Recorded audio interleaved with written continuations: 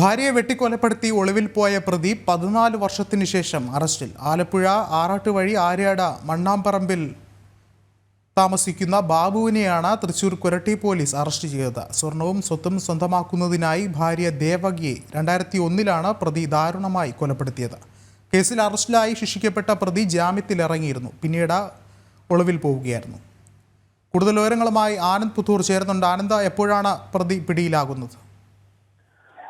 വിഷ്ണു, ഈ കൊരട്ടിയിൽ ഭാര്യയെ അതിദാരുണമായി വെട്ടിക്കൊലപ്പെടുത്തി ഒളിവിൽ പോയ ഭർത്താവിനെയാണ് ഇപ്പോൾ 14 വർഷത്തിന് ശേഷം കൊരട്ടി പോലീസ് പിടികൂടിയിരിക്കുന്നത്. ആലപ്പുഴ ആറാട്ടുവഴി ആര്യാട് മണ്ണാംപറമ്പിൽ അച്ചാർ ബാബു എന്ന ബാബുവിനെയാണ് കൊരട്ടി SHOയും സംഘവും ചേർന്ന് കോട്ടയത്ത് നിന്ന് പിടികൂടിയത്. 1999 ഈ മുരിങ്ങൂർ ഡിവൈൻ ധ്യാനകേന്ദ്രത്തിൽ ധ്യാനത്തിനെത്തിയ പ്രതി മുരിങ്ങൂരിലെ ഒരു ഹോട്ടലിൽ ജോലി ചെയ്തു വരുന്നതിനിടയിൽ ഇത്തരത്തിൽ താമസിച്ചിരുന്ന ദേവകിയെ കൊല്ലുകയായിരുന്നു. 35 വയസ്സായിരുന്നു അന്ന് ദേവകിക്ക്.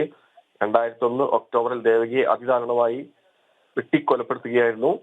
എന്തായാലും കൊലപാതകത്തിന് ശേഷം ദേവകിയുടെ ദേഹത്തുണ്ടായിരുന്ന 6 പവനോളം വരുന്ന സ്വർണ്ണാഭരണങ്ങളും എടുത്ത ശേഷം പ്രതി ഒളിവിലും പോയിരുന്നു. പിന്നീട് വർഷങ്ങൾക്ക് ശേഷമാണ് ഇപ്പോൾ കോട്ടയത്ത് നിന്ന് പ്രതിയെ പോലീസ് പിടികൂടിയിട്ടുള്ളത്.